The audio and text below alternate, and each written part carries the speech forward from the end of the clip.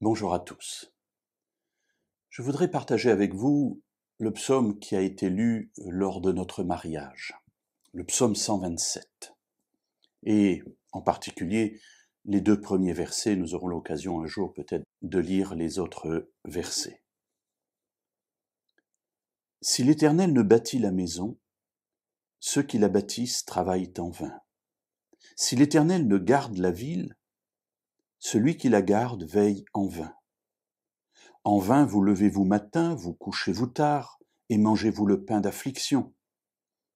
Il en donne autant à son bien-aimé pendant qu'il dort. Alors voilà une réflexion qui est intéressante. Si l'Éternel ne bâtit la ville, si l'Éternel ne garde la ville, eh bien ceux qui la bâtissent ou ceux qui la gardent le font en vain. Voilà posé en très peu de mots le fondement même de la réalité de la vie humaine. Une vie humaine sans Dieu, c'est du vain, c'est du vide, c'est de la buée. Ça ne sert à rien. En revanche, si Dieu est dans notre vie, dans nos actes, dans nos projets, alors nous construisons quelque chose pour la vie éternelle, qui a de la valeur, qui est solide. Alors, 2 exemples, bâtir la ville ou garder la ville. Les 2 choses étaient importantes, évidemment, pour la sécurité de ceux qui y habitaient. Eh bien, si l'Éternel n'est pas là à l'origine et dans l'accomplissement et dans la suite de ce projet, de nos projets, eh bien, cela ne sert à rien. Dans le verset 2, le psalmiste introduit, et le psalmiste c'est Salomon d'ailleurs, introduit une autre idée.